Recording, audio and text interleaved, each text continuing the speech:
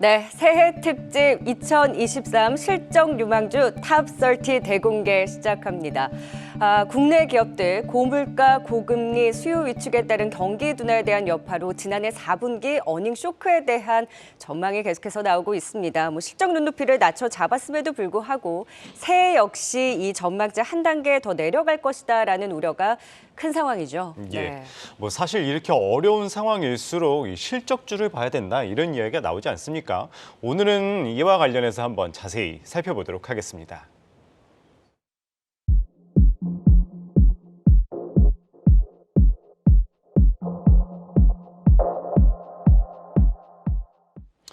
네, 애널리스트 뷰 오늘은 이경수 하나증권 수석연구위원과 이야기 나눠보도록 하겠습니다. 어서 오세요. 네, 안녕하세요. 어서 오세요. 네, 좀 새해 들어서 시장의 분위기를 좀 살펴보면 외국인이 3조 규모의 순매수세를 보이면서 코스피 같은 경우에 단숨에 2,400선 회복을 시도하기도 했죠. 국내 증시가 모처럼 활기를 띠은 모습이었는데 연휴 이후에도 과연 긍정적인 추세를 더 이어갈 수 있을지 팀장님께서는 상반기 시장 전망을 어떻게 하고 계세요? 일단 그 연초에 그 외인들의 수급이 저는 좀 불편하다 이렇게 생각이 들고 있습니다. 불편하셨어요? 예, 너무 불편한데요. 왜냐하면 일단 중국의 일단은 전체적인 글로벌적으로 봤을 때 상당히 좀 좋은 실적 모멘텀을 가지고 있는 것은 맞습니다. 경기도 그렇고 시장 참여자들은 글로벌 시장 참여자들은 이 중국을 투자하기 위해서 이 수급 루트가 있습니다. 기본적으로 MSCI 이를테면 이머징, MSCI 아시아 이런 루트를 타고 중국 증시에 이제 투자를 하게 되는 거죠. 근데 그 안에 이제 한국이 적지 않은 비중을 차지하고 있는 겁니다. 그래서 중국발 수급이었다라고 저희는 생각을 하고 있습니다. 그리고 이거를 뒷받침할 수 있는 여러 가지 데이터가 있는데, 이제 지금 이제 ETF의 어떤 유출입을 보면 미국에서 자금이 좀 빠져나와서 중국으로 유입이 되는 그런 환경, 그리고 이제 각국별 이제 외국인들 누적 순매수를 그려보면 중국만 이렇게 확 위로 치솟아 있는 모습이 관찰이 되어 있어요. 물론 이제 이머징 안에 들어가 있는 대만이라든지 인도라든지 남아공이라든지 이런 국가들도 어느 정도는 외국인들 순매수에 온기가 나오지만 집중적으로는 이제 중국을 샀다 이렇게 좀 보시면 될 것 같습니다. 서두에 말씀드렸다시피 이익 모멘텀 측면에서도 중국이 워낙 월등한 상황이기 때문에 그만큼 기존에 기조가 있었죠. 그래서 이 리오프닝에 대한 기대감이 실질적으로 올해 중국의 기업이익의 실적 추정치에 반영이 되기 시작을 하다 보니까 이것이 이제 국내 수급으로 좀 연결이 됐다 이렇게 좀 판단하고 있습니다. 반면에 한국의 펀더멘털을 측정을 해보면 앵커님께서도 말씀을 주셨지만 4분기는 이제 어닝 쇼크라고 보시는 게 맞을 것 같고요. 내년도 올해보다 이제 감익 한 10%에서 5%에서 한 10% 정도의 감익이 예상이 됩니다. 올해도 한 11% 정도 감익이 됐었죠. 감익 2년 차를 맞이하고 있고 지금 중국이 좋다고 해서 지금 어떤 업종이라든지 한국의 실적이 상향 조정이 되느냐 그런 상황 아니라는 거죠. 지금은 일부 중국 관련주라고 볼 수 있는 화학이라든지 화장품, 철강 업종이 소폭 이익이 상향 조정이 됐습니다. 하지만 이제 반대 포지션에 있는 반도체라든지 증권이라든지 건설, 디스플레이, 하드웨어, 유통 이런 업종군들은 실적 하락 폭이 오히려 더 커졌어요. 그래서 지금 실질적으로 예전만큼 이제 중국에 대한 어떤 이 온기가 한국 실적의 수급의 실적의 낙수 효과로 연결되는 그 연결고리가 상당히 약해졌을 뿐더러 지금 이제 IT라든지 이런 금융 쪽의 실적 모멘텀이 너무 낮기 때문에 전체적으로 중국 모멘텀을 해봐야 총합적으로 봤을 때는 계속해서 한국은 이게 하향 조정이 되고 있다.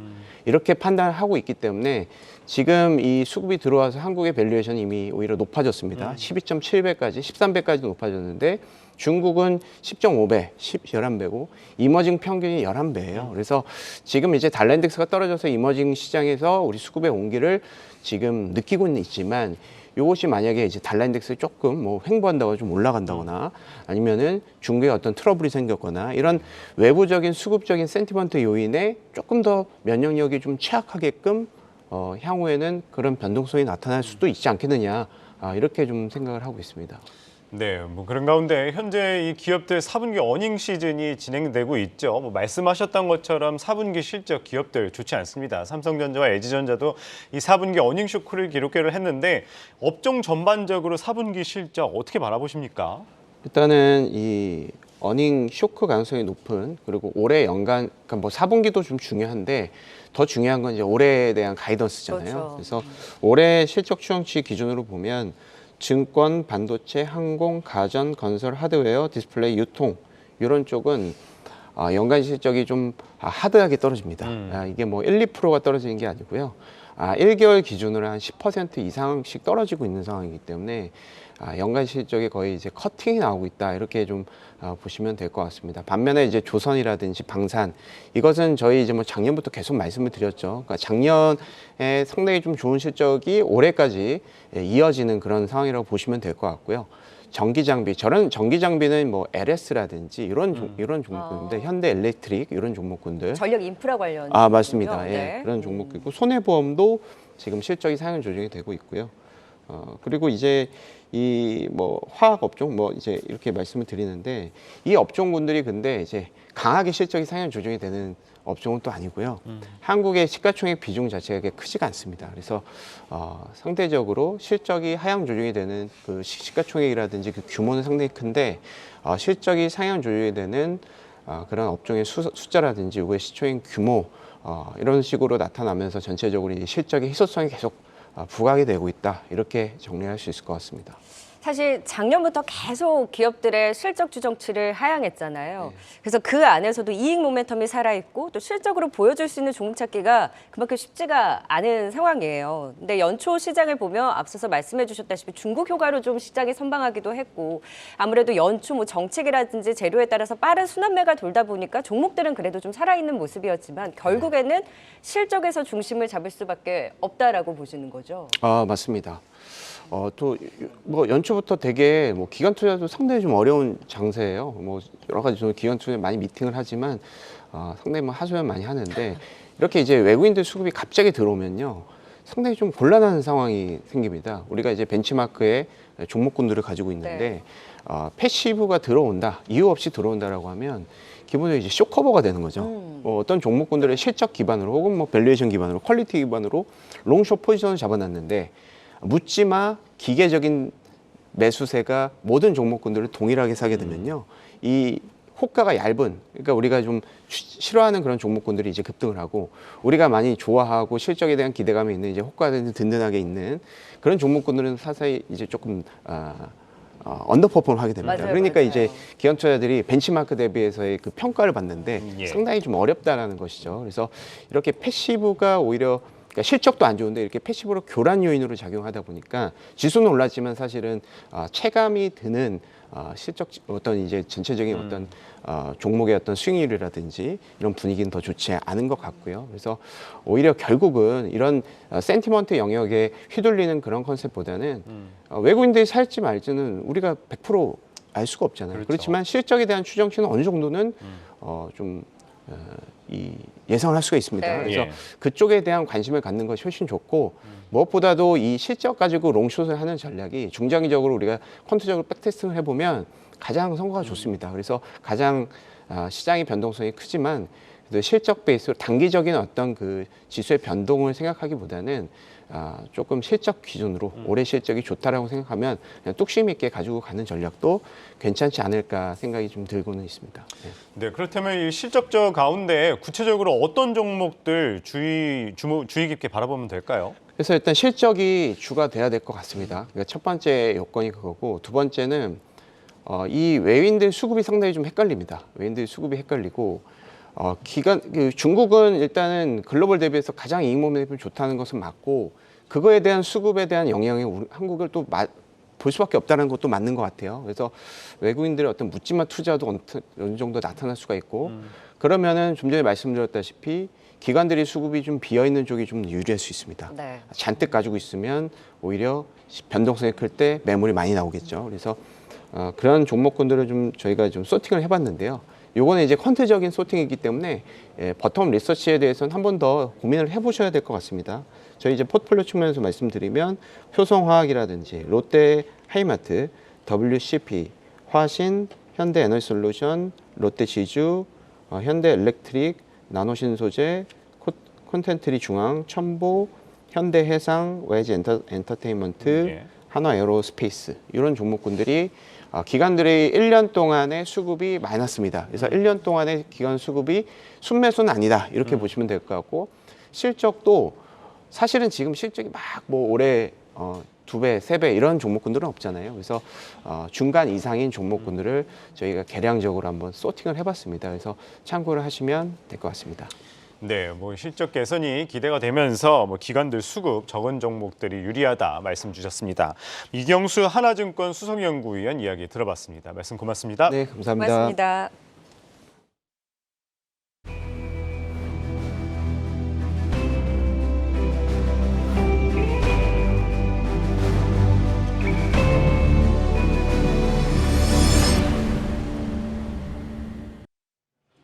네, 2023 실적 유망주 탑30 대공개 본격적으로 새해 기대되는 실적주 차근차근 진단해 보도록 하겠습니다. 실적 유망주 선정에는 증권사 애널리스트와 전문가 그리고 제작진 의견 등을 모두 반영해서 심혈을 기울여서 또 선정을 해봤습니다.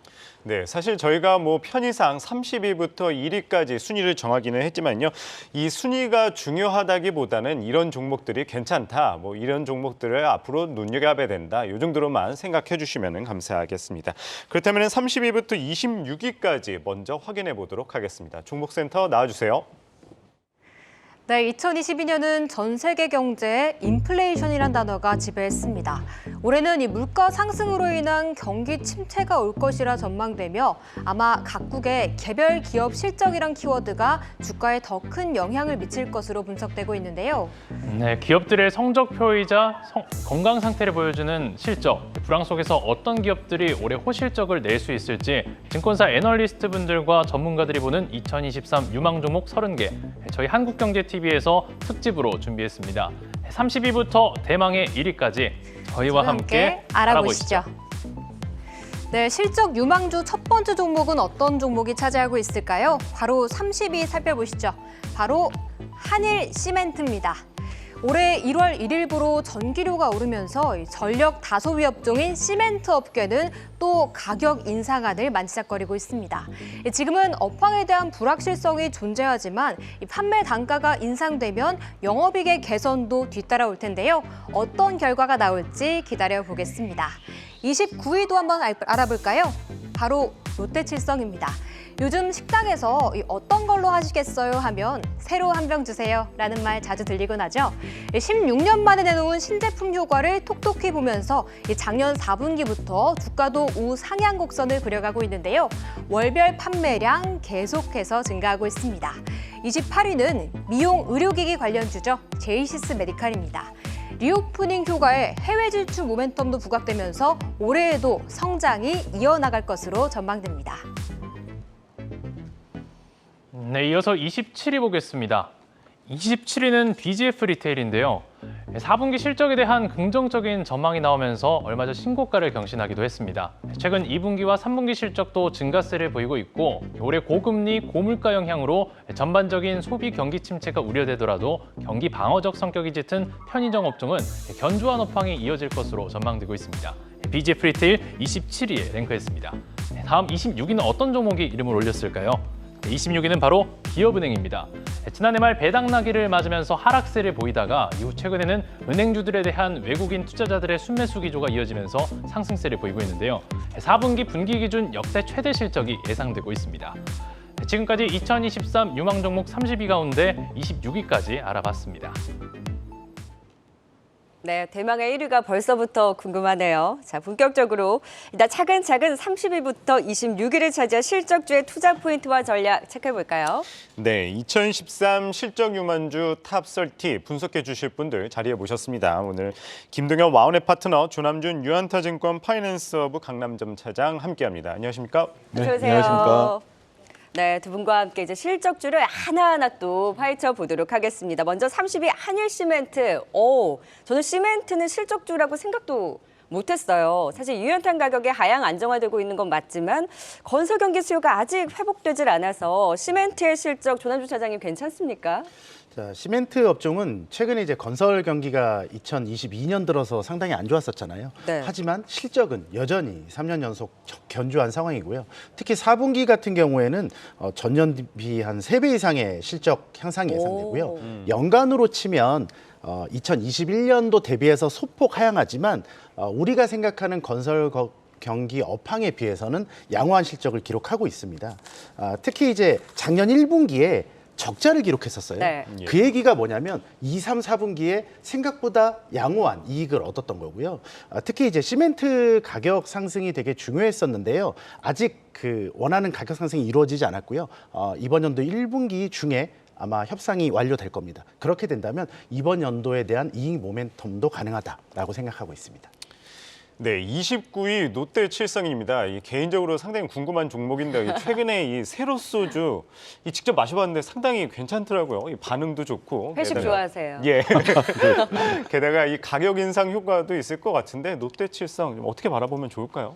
예, 드셔보셨다니까 네. 저도 마셔보니까 한 번 마신 사람은 없을 것 같은 또 네. 마시고 싶은 그런 좀 끌림이 있는 제로 슈가 소주가 요새 유행이거든요. 젊은 친구들 중심으로도 그렇고 좀 건강을 좀 생각하면서도 음주를 해야겠다는 그런 좀 기조들에 맞춰가지고 새로 나온 신제품에 대한 판매 호조가 좀 많이 일어나는 것 같고요. 그리고 또 이제 올해 들어서 작년도 하반기부터 이제 나오는 현상이 뭐 공식적으로 우리나라 이제 이달 말 정도면 실내 마스크도 해제된다는 얘기도 나오고 있습니다만 엔데믹 상황이 되다 보니까 이제 외식이라든가 바깥에서 이제 음주 문화 같은 것들이 조금 더 활성화될 수 있는 그런 시기에 맞춰가지고 작년에 이어서 올해도 실적이 꾸준하게 늘어날 수밖에 없는 기초적인 시스템을 갖고 있는 회사다 이렇게 판단하시면 좋을 것 같습니다. 네, 바로 이어서 28위 제이시스 메디칼도 진단해 볼까요? 여기는 좀 예측 가능하긴 했어요. 미용 의료기계 쪽에서 뭐 하나는 나와주겠지 했는데 네. 중국 리오프닝 효과가 좀 숫자로 나옵니까? 네, 일단 그 제이시 메디칼 같은 경우에는 2021년부터 회사가 급격히 변화가 됐는데요. 최근 3년 연속해서 계속해서 실적을 향상시켜 가고 있고 4분기 실적 또한 전년 대비해서 한 30% 정도 성장. 이번 연도 2023년의 실적도 2022년 대비 30% 이상이 성장이 예상됩니다. 의료기기에 대한 어떤 중국의 매출 비중이 점점 높아지고 있는 그런 상황이고요. 특히 한 가지 주목해야 될 게 장비 매출과 소모성 매출의 비중이 6대 4로 소모성 매출 비중이 높아서 만약에 장비 매출이 추가적으로 둔화된다 하더라도 소모성 매출은 지속적으로 유지가 돼서 이익과 매출이 유지될 수 있다는 장점이 있는 회사입니다. 네, 이어서 27위 살펴보겠습니다. BGF 리테일입니다. 사실 이 편의점주 하면은 이 불황 속의 투자도 피처 중 하나로 꼽히고 있죠. 이 편의점주 가운데 BGF 리테일 가장 주목해야 될까요? 뭐 어차피 상장돼 있는 편의점주가 둘 중에 하나이기 때문에 도찐객찐입니다. 네. 그래서 서로 비슷한 정도의 실적을 견주면서 오르고 있는 상태가 나오고 있는데요. 말씀 주신 대로 불황기 그리고 소비 지갑이 좀 얇아지다 또 외식 물가가 비싸지다 보니까 직장분들 편의점 가서 점심 드시는 분들 많다고 하죠. 또 최근에 와인이라든가 이런 것들 같은 것도 좀 팔고 있고 간편식들도 다양하게 나오고 있기 때문에 지금의 뭐 1인 세대가 좀 많아지는 그런 상황들 감안해 보면 편의점의 어떤 올해 확장성이라든가 이런 것들 기대해 볼 수 있다 이렇게 말씀드리겠습니다. 우리 30위에서 좀 하위권이라고 해서 굉장히 좀 빨리 체크를 하고 가는 것 같기는 한데 분명 실적 기대가 있는 만큼 잘 참고해 보시면 좋을 것 같습니다. 이제 26위 기업은행도 체크해 볼까요? 은행주들이 확실히 연초부터 강한 흐름이었는데 그 안에서도 기업은행의 실적이 기대되는 이유가 어디에 있을까요? 자, 기업은행 같은 경우는 이제 정부 지분이 68%에 달하는 준국책은행입니다. 그렇기 때문에 이익 모멘텀이 상당히 좀 제한적인 문제가 있었는데도 불구하고 작년에 역대 최대 실적을 기록을 했고요. 특히 좀 일반 은행과 달리 중소기업 위주의 그 포트폴리오 갖고 있기 때문에 상대적으로 방어적인 포트폴리오 갖고 있습니다. 이 얘기는 바꿔 말하면 실적의 변동성이 작다는 얘기로 들리고요.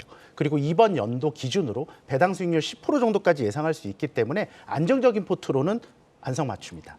이런 생각하고 있습니다. 네, 저는 한일시멘트는 좀 의외였고 30위 한일시멘트부터 또 26위 기업은행까지 투자 포인트 살펴봤습니다. 다시 한번 화면을 통해 투자 포인트 만나보시죠.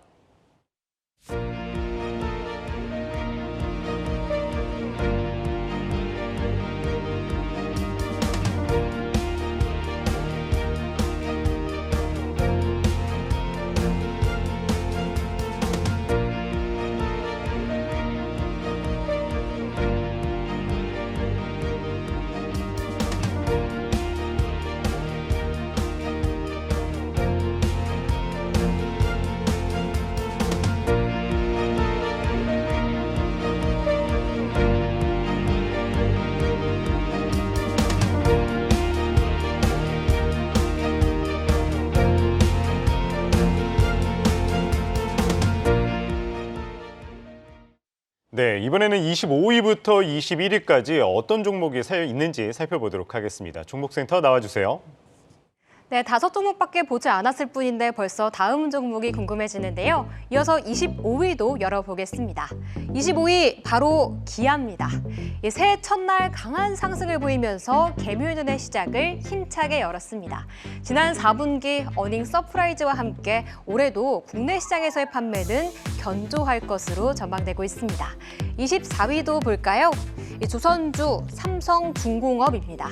지난해 LNG 운반선 수주 호조로 초호황기를 맞았죠. 전 세계적인 탈탄소화 흐름과 전쟁으로 계속해서 친환경 LNG선의 수주가 증가하고 있는 가운데 업계 흑자 전환이 기대되고 있습니다.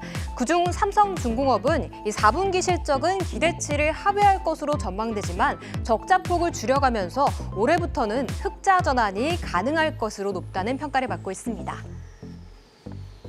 네, 이어서 23위 한번 열어보겠습니다. 23위는 i3 시스템인데요. 엑스레이나 UV 센서 등 적외선 센서와 관련한 제품들을 취급하고 있는 기업입니다. 국내 방산 산업에서 유도무기 탐색 추적 장비로 쓰이는 적외선 영상 센서를 제조하고 있는 것으로 알려져 최근 북한 무인기 영공 침범 이후 드론 방공망을 보완하는 관련주로도 부각되고 있습니다. i3 시스템 23위에 랭크했습니다. 이어서 22위 한번 열어보시죠. 어떤 종목이 있을까요? 22위는 바로 반도체 장비주 ISC입니다.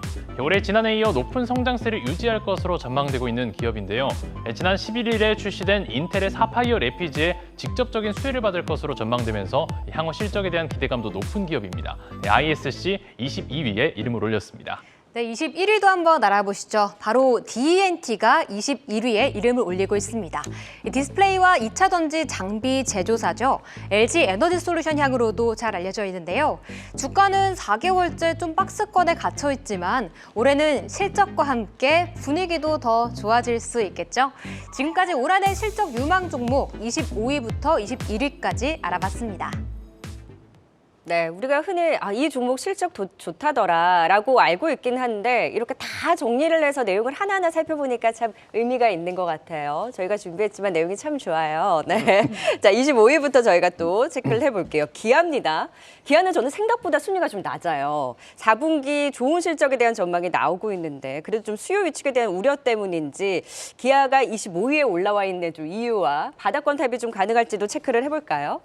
아무래도 실적 자를 절대 금액으로만 보면 뭐 한 손 안에 꼽을 정도로 사실 그러니까요. 많이 버는 회사인 게 분명한데 회사 시가총액이라든가 아니면 올해 판매될 걸로 예상되는 자동차의 뭐 수요라든가 최근에 이제 경기 침체라든가 이런 걸 우려하면서 특히 전기차 쪽으로 했던 판매 부진에 대한 이슈들이 뭐 비단 현대 기아차뿐만 아니라 테슬라라든가 이런 쪽에서도 수치로서 좀 최근에 나오다 보니까 그런 것들이 주가에 반영되면서 좀 실적은 사실 굉장히 좋지만 또 그 부분이 현대기아차는 고질적으로 안고 있는 그 엔진 쪽에 관련된 그 소송과 관련된 충당금 쪽으로 많이 또 잡히는 부분이 있기 때문에 그런 것들을 우려하는 목소리가 좀 있다 보니 생각보다는 좀 아랫순위로 잡혔습니다만 절대 금액 자체라든가 작년 대비해서 올해 성장할 수 있는 가능성들 충분히 예상할 수 있는 종목이라고 생각이 들고요. 기아 같은 경우는 사실 금액적으로만 보면은 놀라운 게 올해 2023년도 예상되는 순이익이 한 6조 5천억 정도 되거든요. 그 정도 감안해 보면 사실 시가총액 감안해서도 충분히 저평가돼 있다라고 말씀을 드릴 수가 있는데 참 희한하게도 안 가는 종목 중에 대표적인 게 현대 기아차다. 맞아요. 예. 이렇게 좀 말씀을 드릴 수밖에 없는 게 좀 안타깝고요. 다만 이제 경기라든가 이런 것들이 올해 지독히 좀 안 좋다는 얘기들도 있지만 생각보다 빠르게 경기 침체가 좀 벗어날 수 있다. 이런 전망들이 봄쯤에 좀 돌기 시작하면 자동차에 대한 수요 부분도 회복될 거라는 가능성들이 충분히 열리고 있고 현재 그 1월 초에 기아차에서 밝힌 대로 중국을 제외하면은 약 10에서 15% 정도의 판매 대수 증가가 예상된다고 하고 있고 특히나 4월 달에 아주 전략적인 그 럭셔리 SUV가 나오거든요. 네. EV9이라고 하는 예. EV6를 잇는 전기차가 나오는데 그 대형 모델이고요. 가을쯤이면 미국에도 상륙한다는 이슈가 있기 때문에 그런 것들 같은 경우가 굉장히 좀 주가를 끌어올릴 수 있는 모멘텀을 만들지 않을까 이렇게 생각을 해보고 있습니다. 네, 이어서 24위 삼성중공업입니다. 사실 이 삼성중공업 하면은 이 만년적자라는 꼬리표가 계속 달고 있었잖아요. 그런데 네. 올해 이제 조선주가 큰 폭의 증액이 예상된다고 하고 이제 삼성중공업도 흑자 전환 기대하고 있는데 삼성중공업 어떻게 바라보십니까? 네, 4분기 실적은 또 일회성 어떤 비용들이 늘어날 것으로 예상되어서요. 예. 마지막에 안 좋은 실적이 이제 4분기로 끝날 거라고 생각을 하고 있습니다. 그럼 4분기 실적주는 아니네요. 맞습니다. 하지만 1분기에 그 적자 폭을 거의 한 5분의 1 줄이면서 한 100억 정도, 그리고 연간으로 보면 조선주 전체 종목 중에 가장 이익 모멘텀이 큰 회사예요. 만년 4년, 5년 계속 적자인 회사가 이제 적자 폭을 줄이면서 흑자 전환을 한다면 당장의 실적주는 아니라 하더라도 이번 연도 내내 실적주로 나올 가능성이 있기 때문에 충분히 메리트가 있고요. 하나 더 말씀드리면 그 원재료 가격들이 좀 하향 안정화되고 있잖아요. 종목별로 좀 다르긴 하지만 분명히 건조하는 데 있어의 그 마진의 상승폭도 충분히 있을 수 있기 때문에 내년, 내후년까지도 삼성중공업은 좀 주목해봐야 할 종목이라고 생각합니다. 주가가 가장 좋아하는 말이 턴어라운드예요. 네, 가장 맞습니다. 못난 조선주였기 때문에 실적으로 네. 그 턴어라운드에 대한 기대감을 새해 가져볼 수 있는 만큼 삼성중공업도 지켜보도록 하겠습니다. 자, 이번에는 23위 i 시스템도 확인해 볼까요? 드론 관련주로 엮이면서 주가가 꿈틀대기도 했는데 실적도 잘 나오나 봐요. 네, 의외로 사실 드론이라든가 뭐 최근에 핫하지만 로봇주들 같은 경우가 일맥상통한 섹터들인데 숫자가 늘 좀 아쉽다는 말씀을 많이 좀 하고 있습니다만 그 와중에도 좀 독보적으로 실적까지 겸비되어 있는 K방산주의 핵심 부품을 공급하는 종목으로 보시면 좋을 것 같습니다. i3 시스템은 우리나라 유일의 적외선 영상 센서를 만들어서 공급하는 회사인데 뭐 K방산 쪽이라는 쪽이 작년도에 역대급의 수출을 했고 현재도 200억 달러 이상의 수주 잔고를 받아들고 있고 이번에 뭐 대외 활동을 통해서도 충분히 추가 수주를 받을 거라는 전망들이 나오기 있는데요.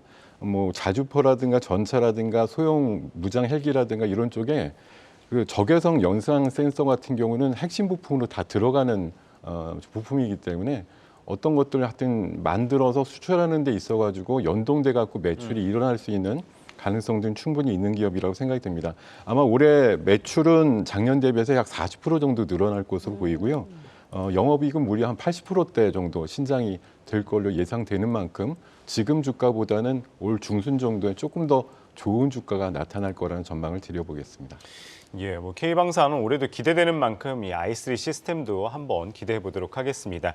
22위 살펴보겠습니다. ISC죠. 지난해 또 사상 최대의 실적을 기록을 했어요. 특히 또 올해 이 DDR5 DRAM도 양산이 본격화되면서 기대된다 이 분석이 나오고 있는데요. 어떻게 보십니까? 네, ISC는 마진이 가장 중요한 회사인데요. 2019년도에 마진이 채 뭐 1, 2%가 되지 않았어요. 근데 2020년 10%, 2021년 20%, 그리고 2022년에 30%에 육박하게 됐고요. 금년에는 30%가 넘는 마진이 예상이 됩니다. 이 얘기는 뭐냐면 그 반도체의 마지막 단계에서 테스트할 때 ISC의 실리콘 러버 소켓을 사용하는데요. 소모품입니다. 그렇기 때문에 계속해서 쓰고 버리고 이런 그 부품인데요. 그럼에도 불구하고 이 마진을 챙겨줄 수 있다는 건 그만큼 기술력이 높다는 걸 의미하고요. 4분기 실적 또한 한 30% 정도 전년비 증가한 실적이 예상되고요. 금년 실적 또한 한 20%에서 30% 정도 높아지는 실적이 예상되기 때문에 주가도 위에 있지만 이번에 사파이어 래피즈가 출시가 됐잖아요. 네. 이미 양산 테스트 그 소켓을 매출을 하고 있고요. 그래서 이번 연도에 사파이어 래피즈의 가장 큰 수혜 중소형 종목 중에 하나로 보셔도 될 것 같습니다. 그 박스권에 갇혀 있었잖아요. 네, 맞습니다. 그럼 박스권 돌파도 DDR5로 가능할까요? 당연히 가능합니다. 이미 매출과 영업이익에서 이미 이전에 어떤 박스권 상단을 넘어가는 수준이 이번 연도에 가능하기 때문에 주가도 이제 지지부진한 이 낮은 변동성에서 이제 높아질 가능성이 충분히 가능해 보입니다. 네, 기다렸던 DDR5의 사파이어 래피즈 출시와 함께 날개를 달 ISC는 또 실적도 잘 나오는 만큼 박스권 돌파 기대를 걸어보도록 하겠습니다. 자, 이제 21위입니다. D&T, LG에너지솔루션의 해외 투자와 맞물려서 이제 수주 기대감이 있는 장비주인데 다만 주가는 또 기대만큼 못 가고 계속 답답했단 말이에요. 네. 실적주로서 또 이제 강한 움직임을 좀 기대를 해봐도 될까요? 뭐 최근에 2차 전지 쪽이 그 관련된 소부장 업체들이 최근에 작년 말 정도 조금 하반기 이후에 조금 조정을 받으면서 관련해서 좀 같이 못 가는 성질을 갖고 있습니다만 그 동사 같은 경우는 그러니까 2022년도 실적은 생각보다 그렇게 좋지는 않았거든요. 근데 문제는 관건은 올해 굉장히 폭발적인 뭐 아까 말씀 주신 대로 턴어라운드가 강력하게 일어나는 기업이다라고 말씀드리고 싶고요. 이 회사는 또 업계에서 거의 찾아볼 수 없는 레이저 노칭 장비라고 해가지고 굉장히 레이저로 절삭을 깔끔하게 해내는 그런 기술력을 갖고 있기 때문에 말씀 주신 대로 에너지 솔루션하고 지엠과의 합작 공장에 작년도 초에 처음으로 장비 납품도 했고요. 최근에 원래 이 회사가 갖고 있는 캐파는 연 3천억 정도 매출을 기대했습니다만 증설을 했어요. 네. 그래서 약 33% 증설을 해서 최대 4천억까지 매출액을 끌어올릴 수 있는 가능성들을 열어놨기 때문에 이런 것들을 캐파 확장과 함께 올해 예상되는 매출액은 한 2천억대, 영업이익은 200억대 후반 정도까지 나올 수 있는 종목으로 보시면 될 것 같습니다. 네, 30위부터 지금 21위까지 살펴봤는데 와, 어쩜 업종이 하나 겹치는 것이 없이 다 골고루 나왔습니다. 25위 기아부터 또 21위 D&T까지 다시 한번 화면을 통해 투자 포인트 확인하고 가시죠.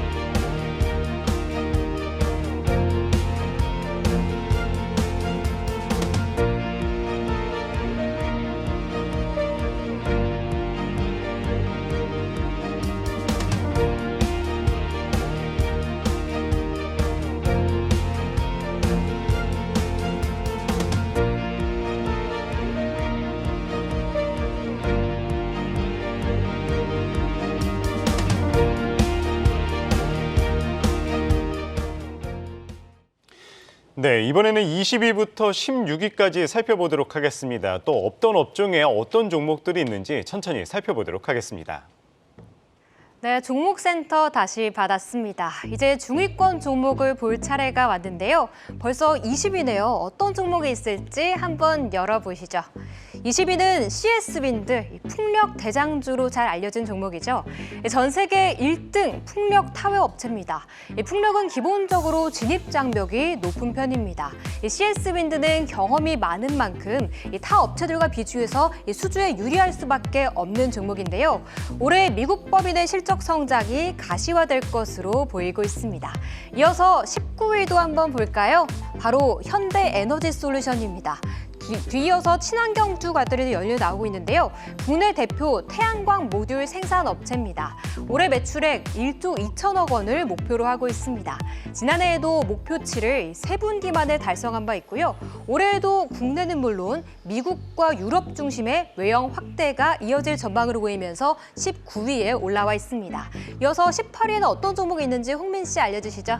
네, 18위에는 바로 엔터 대표주 중 하나죠. SM이 이름을 올렸습니다. 올 한 해 에스파나 NCT 드림 등 주요 아티스트들의 활발한 활동이 예상되고 있는데요.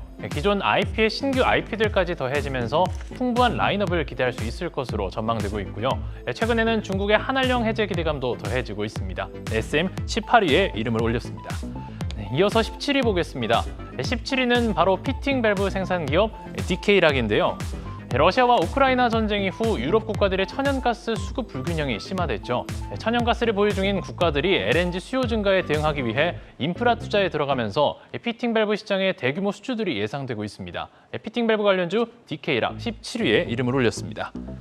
16위는 어떤 종목일까요? 16위는 화장품주 한국콜마입니다. 최근 중국 방역 정책 완화, 국내에서는 실내 마스크 해제 등의 영향으로 상승세를 이어오고 있죠. 올해 국내외 ODM과 HK 이노엔의 모든 사업이 회복세를 보일 것으로 예상되면서 전 부문의 호실적이 전망되고 있습니다. 16위에는 한국콜마가 이름을 올렸습니다. 지금까지 2023 실적 유망주 16위까지 살펴봤습니다. 네, 20일부터 16일까지는 그래도 어느 정도 예상했던 종목들이 속속 나오는 것 같습니다. 자, 20위 CS 윈드를 체크를 해볼까요? 신재생 에너지주들이 한동안 좀 잊혀져 있다가 다시금 좀 연초부터 꿈틀대고 있습니다. 저점 대비로도 꽤 반등을 보여줬는데 풍력의 대장 CS 윈드 실적과 재료 성장 스토리는 여전히 유효하죠? 네, 맞습니다. 특히 이제 작년에 실적이 1, 2, 3분기가 좋지 않았었는데요. 4분기 실적이 상당히 좋은 실적이 예상이 되고요. 그리고 이번 연도 실적은 2022년 대비해서 2배 이상 높아지는 실적이 예상이 됩니다. 특히 CS밴드를 좀 이번 연도에 봐야 되는 이유는 지역별 매출 비중이 정말 다변화돼 있다는 건데요. 가장 신재생에너지에서 중요한 나라는 유럽이죠. 그다음 떠오르는 나라는 미국이고요. 그다음 아시아입니다. 현재 매출 비중이 유럽이 47%, 미주가 35%, 아시아가 18%로 상당히 성장하는 시장에서 가장 높은 점유율을 보유하고 있기 때문에 신재생 에너지 중에서 이번 연도에 이익 모멘텀과 그리고 기술력 여러 가지 상황으로 봤을 때 가장 적합한 종목이 아닌가 좀 생각을 하고 있고요. 미국 쪽은 좀 육상 쪽으로 성장을 할 전망이고요. 유럽은 해상 쪽으로 성장을 할 전망입니다. 해상 쪽이 더 마진이 좋은데요. 특히 당사가 10% 정도의 해상 매출을 갖고 있는데요. 이 부분이 유럽 매출이 가장 높잖아요. 이 부분에서 해상 매출이 늘어난다면 마진이 더 좋아지는 구조. 그러면 이번 연도부터 시작으로 내년, 내후년에 계속해서 마진이 좋아지는 구조를 가지고 있을 거기 때문에 지금 현재 고점 논란은 신재생에너지 주술에 좀 있지만 그럼에도 불구하고 성장하는 몇 안 되는 종목이지 않을까 해서 선정했습니다. 사실 CS 윈드 보면 지금 4분기부터 좋아져서 올해도 이제 착착 실적이 좋아지고 내후년까지도 이제 좋은 실적이 기대된다라고 말씀해 주셨습니다만 네네. 신재생 에너지를 보고 워낙 강한 시세를 뽑았던 업종군이기 때문에 그런 실적이 좋아지고 성장을 한다고 하더라도 그 예전만큼의 퍼포먼스를 보여줄 수 있을 것이냐에 대해서는 좀 의견이 엇갈리더라고요. 신재생에너지주는 이제 이 작년같이 재작년같이 어떤 정말로 성장하면서 큰 퍼포먼스를 보여주는 종목으로 보면 안 되고요. 네. 지금부터는 이제 신재생에너지들은 안정적인 실적에 아. 안정적인 주가 모멘텀을 갖고 있다고 보면 됩니다. 정말 실적주로 보자는 거죠. 네, 맞습니다. 이제 더 이상 성장률과 이런 것들은 과거에 비할 수 없거든요. 그래서 최근에 떠오르는 그런 뭐 웹툰이라든가 로봇이라는 이렇게 성장이 엄청난 이런 종목들이 이제 이번 연도 내년에 아주 큰 성장을 얻을 것이지 지금은 실적주로 안전하게 이제 배당도 점점 늘어날 예정이고요. 네. 이런 쪽으로 좀 접근하시는 게 맞다고 생각합니다. 예, 이 다음 종목도 이어서 살펴보도록 하겠습니다. 이 풍력과 함께 가장 떠오르고 있는 신재생 관련주죠. 이 태양광 관련주인데 19위 현대에너지 솔루션입니다. 이 현대에너지 솔루션 같은 경우 지난해 워낙 급등을 했잖아요. 거의 네. 뭐 300% 넘게 진짜 급등을 했는데 네. 뭐 최근 조정받고 있기는 하지만 올해는 어떻게 바라봐야 될까요? 그러니까 지금 현재는 이제 우리가 이제 실적이 유망한 종목들을 소개하면서 관심을 유도를 하고 있습니다만 이렇게 실적이 좋아진 것들이 확인되기 전에 주가는 작년 여름에 굉장히 급등을 그렇죠. 했던 거죠. 그렇죠. 여기 이번 이제 주가의 속설을 아시겠지만 6개월에서 9개월 정도 선행한다. 실제 숫자가 좋게 나오기 전에 그런 것들을 만드는 모양들이 많이 나온다는 걸 감안하시면 올해도 좋아지는 실적이 꾸준하게 나올 걸로 예상되는 기업들은 하반기나 이런 쪽에 숫자가 드러나기 전에 봄쯤에 다시 한번 기회를 가질 거다 이런 관점에서 좀 보셨으면 좋겠고요. 아까 말씀 주신 대로 풍력에 의해서 이제 태양광 쪽 유망주 하나 말씀드리고 싶은데 현대에너지 솔루션도 굉장한 실적적인 성장을 계속 해오고 있고 작년도 매출 1조에서 올해는 1조 2천억까지 내다보고 있고 그거에 걸맞는 영업이익도 약 10% 정도씩 나와서 영업이익단도 한 1,200억 정도 나올 것으로 보여서 작년 대비해서 한 23% 정도 성장할 걸로 보이는 회사고요. 뭐 원래 매출 구성은 국내랑 유럽 쪽으로 중심이 돼 있습니다만 미국 쪽에 신규 진출하면서 좀 캐파가 늘어나는 상황들 그리고 2년 전에 증설을 통해 가지고 600메가와트 정도에서 용량을 한 2배 반 정도 늘려서 1.4 기가와트까지 시설 용량을 늘렸다는 점 감안하시면 올해 이어서 내년까지도 그리고 최근에 나온 그 10차 전력 에너지 그 수급 계획을 보면 비율은 조금 줄었지만 2030년도까지 꾸준히 태양광이라든가 풍력을 중심으로 하는 신재생 에너지 비중은 커진다는 걸 감안하시고요. 그리고 작년도에 관련해 가지고 이제 유가 때문에 신재생이 막 급등을 했다가 유가가 조금 낮아지면서 관심도가 낮아졌는데 맞아요. 최근에 다시 경기 회복과 함께 유가가 회복되고 있는 면들을 나오면 다시 또 신재생을 볼 수밖에 없다라는 말씀을 드리고 싶습니다. 사실 최근에 나온 보고서들 보니까 과도하게 저평가됐다는 분석이 많더라고요. 그렇게 지금 보면은, PER 단으로 굳이 보면 한 5배 수준 정도밖에 되지 않기 때문에 뭐 시장 평균 퍼가 한 10 정도 보고 정말 저평가되어 있는 영역이라고 볼 수 있는 기업이다 이렇게 말씀드리겠습니다. 그러면 직전 고점은 충분히 넘을 거라고 보세요?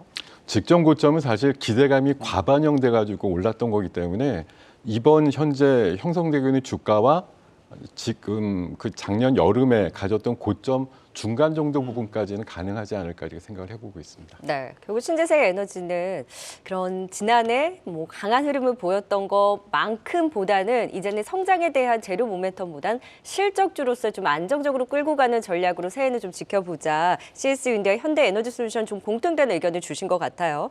자, 이번엔 18위 SM도 체크를 해볼까요? 한한령 해제 기대 속에 엔터주에 대한 매력과 뭐 지배구조라든지 매각에 대한 재료도 있다 보니까 그 엔터주 내에서 좀 주목받고 있는 SM입니다. SM이 또 마침 연초에 조정을 받고 있어요. 네. SM은 참 논란의 중심을 작년 말부터 계속해서 좀 잃었던 회사인데요. 4분기 일단 실적은 전년 대비 전년, 그러니까 2021년 4분기가 실적이 좀 좋진 않았어요. 그래서 연간으로 한 2배 이상 실적이 점프될 걸로 예상하고 있고요. SM을 좀 볼 때 JYP 대비해서 매출은 한 2.5배가 높은데 이익 단위 비슷하다는 거죠. 그만큼 마진이 적다는 건데 그 중심에 이제 라이크 기획과 비율화된 어떤 지배구조, 이런 사회이사 구성 문제, 이런 것들이 주가 저평가의 원인이었는데요. 이번에 얼마 전에 또 공시가 나왔었죠. 그래서 좀 사회이사 수를 늘리면서 또 라이크 기획과의 프로듀싱 그 계약을 해지하는 데 따른 또 바로 해지가 또 되는 게 아니더라고요. 네. 또 아직 남아있는 것들이 있어서 하반기로 갈수록 또 더 모멘텀이 좀 있을 예정이고요. 최근에 또 매각 이슈도 좀 있었잖아요. 정말 벌써 지금 6개월 이상 진행되고 있는데 아마 상반기 내에는 좀 매각도 가능할 거라고 보고 있고요. 카카오엔터? 아마도 CJ 그룹은 좀 한 발을 뺀 느낌입니다. 네. 그래서 좀 여러 가지 상황을 보고 기사들을 좀 참고한다면 카카오 쪽이 좀 유리해 보이고요. 추가적으로 결국에 가장 중요한 건 아티스트들이잖아요. 자, SM에서는 정말 엄청난 돈을 벌어들이는 NCT라는 그룹이 있습니다. NCT라는 그룹이 정말 특이한데요. 23명이 그룹 인원이고요. 늘렸다, 줄었다, 자유자재로 할 수 있는 되게 유닛 활동도 많이 하고. 네, 맞습니다. 네. 근데 이번에 또 정규 앨범이 또 나오고요. 글로벌 투어를 하고 또 레드벨벳 정규 앨범이 나오고요. 에스파의 정규 앨범, 또 일본 투어만 에스파가 엄청나게 하더라고요. 왜냐하면 일본이 전 세계에서 가장 큰 음반 시장이 있거든요. 거기에 엑소가 드디어 컴백을 하고 투어를 하게 됩니다. 마지막으로 NCT 그룹이 정말 한 번 앨범을 발매하면 300만 장씩 팔거든요.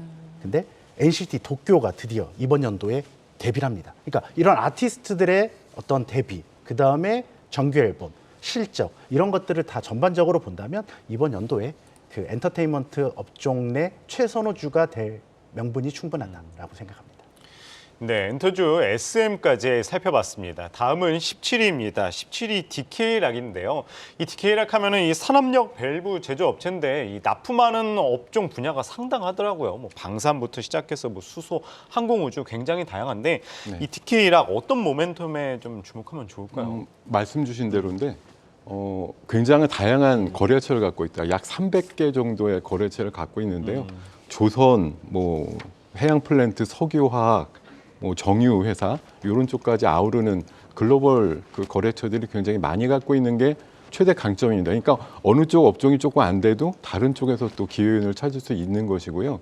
피팅 밸브라는 게 이제 그 밸브와 밸브를 이어주는 사이에 그 이음새를 네. 조이는 그런 그 부품을 얘기하는데 굉장히 그 나름대로 뭐 큰 기술력은 아니겠지만 외부 시장 진입할 수 있는 그 벽이 굉장히 강한 업종이다라고 얘기를 하고 있고요. 작년도에 그 유가가 이제 급등하면서 유럽 쪽에서 LNG 수요 같은 것들이 굉장히 급증하면서 LNG선 발주라든가 LNG를 보관할 수 있는 방법, LNG를 또 이동할 수 있는 방법에 있어가지고 피팅 밸브가 좀 쓰임새가 많을 거다라는 전망들이 나오면서 관심을 좀 많이 받았었고요. 아까도 그 신재생 말씀드릴 때 비슷하게 말씀을 드렸습니다만 다시 유가는 오르고 지금 방금 자막으로도 나오는 것들 보면은 다시 인플레가 올라갈지도 모른다 이런 얘기들도 나오고 있거든요. 그거는 기반이 에너지 가격의 상승이라는 걸 또 기본으로 깔고 있는 부분이 있습니다. 경기 회복의 딜레마인데 에너지 가격이 다시 오른다라고 했을 때 역시 유가를 대신할 수 있는 LNG라든가 이런 쪽의 수요가 늘어날 수 있는 부분들을 감안해 보시면 디케이락이 쓰임새가 더 커질 수 있는 올해 한 해가 될 수 있을 거라고 보고요. 매출액은 전년 대비해서 약 25% 정도 늘어나는 1,400억대를 좀 보고 있고 영업이익은 40%대 정도 늘어나서 200억대 초반까지 나올 수 있을 거라는 전망을 드려보겠습니다.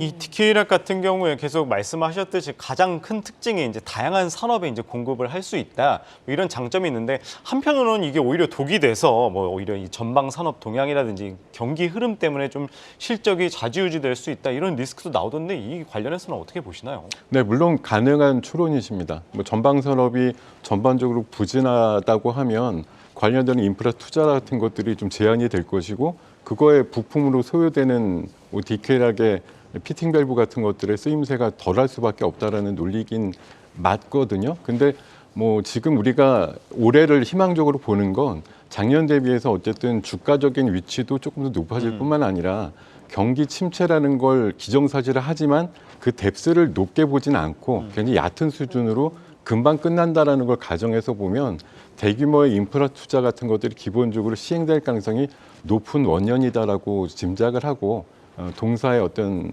피팅 밸브의 쓰임새라든가 매출단의 증가를 예상하면서 투자를 하는 것이 좀 긍정적이지 않을까 이렇게 생각을 해봅니다. 네.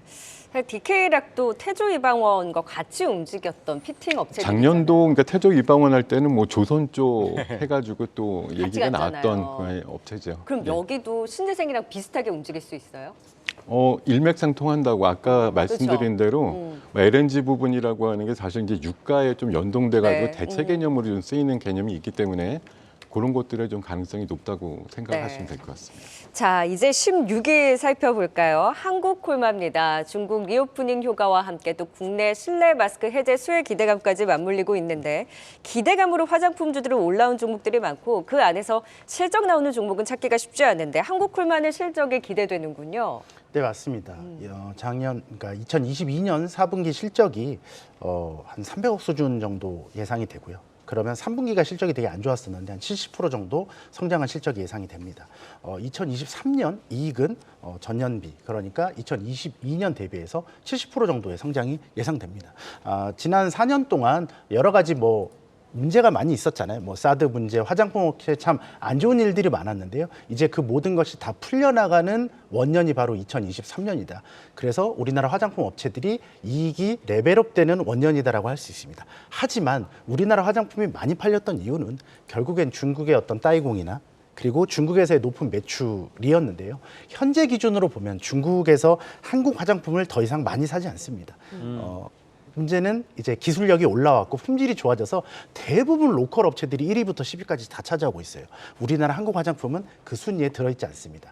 그래서 한국 콜마가 우리나라 화장품 업체 중에서 가장 주목해야 될 거라고 생각하고 있고요. 왜냐하면 OEM, ODM 업체이기 때문입니다. 우리나라뿐만 아니라 미국, 중국 로컬 업체들한테도 제품을 의뢰를 받아서 ODM, OEM 제품을 생산하고 있거든요. 이렇기 때문에 이번 연도 이제 화장품 시장이 중국 시장이 좀 좋아지고 화장품 시장이 중국에서 엄청나게 팔리게 되면 분명히 로컬 화장품이 많이 팔리게 될 거예요.